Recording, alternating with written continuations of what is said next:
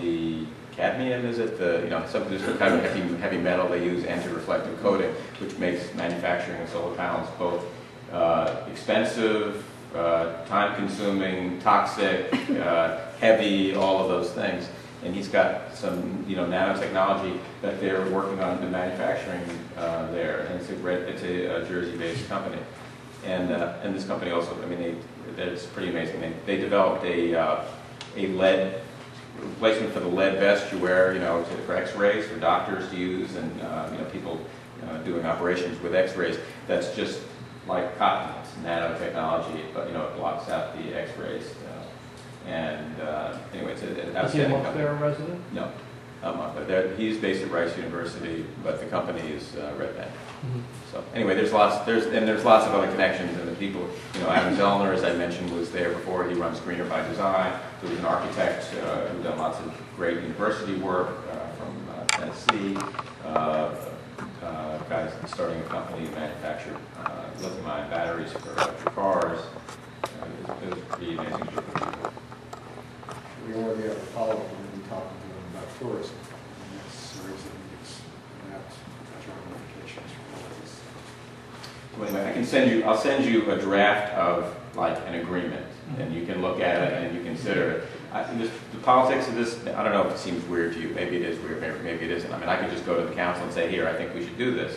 But you're the Environmental Commission. I think it's up to you to decide whether the town environmentalists feel that this is a worthy endeavor. Well, I guess, Mr. Mayor, if I might, it sounds very grandiose, and it's a wonderful thing, but, I guess our commission was formed to advise the council and to work on local issues, and, we think globally, but, if we all think globally and act globally, nothing gets done on the local level.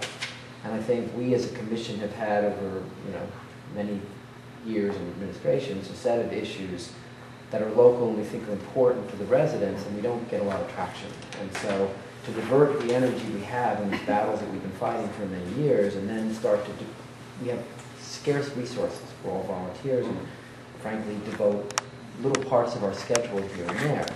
So I think for us to embark on this, the limited resources we have in terms of time and energy, what does that mean to our agenda? And things that we think are important, and we abandon those to put what little energy we have. Well, I think the important thing to remember is that this is about the Climate Committee and not the Environmental Commission. In other words, you're looking for recommendations from us. Exactly, we're looking for a recommendation. This isn't for you guys to do, although I would like you to host it because I think you guys are you're the umbrella for these other initiatives. The Climate Committee actually is, I don't even know if there are any members of the Environmental Commission who are, on the climate, who might be on the volunteers yet? You may be, but the fact of the matter is, these are in a way, they're not environmental experts, as many of you are.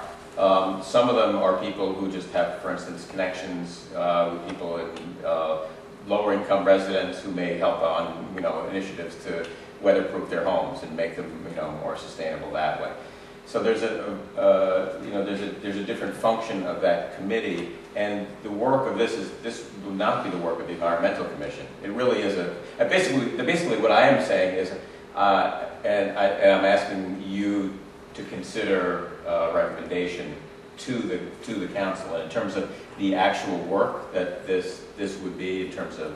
Time. I don't think it's now. If you're talking about the other, other initiatives of the Environmental Commission, I've come here a few times and talked about how we could be maybe more effective in terms of working with government and we're working with the Environmental Commission. I wish Kerry were here tonight. He's not here. I think better liaisoning and better communication about what's happening before it emerges in front of the council is clearly a big part. And I'm happy to come back and discuss that because I think that is a big issue. And I understand why, why you're raising that. In a way we're saying is we have enough trouble just getting something relatively simple here going. Why would we want to divert our energy? And I'm not asking you to divert your energy at all, actually. I'd like to see us take that on as a whole separate thing. But this is not a... That's fine, and I guess if we're going to issue an endorsement or a recommendation, that's going to put the onus of a fair amount of work on this Green Committee or the Climate Committee.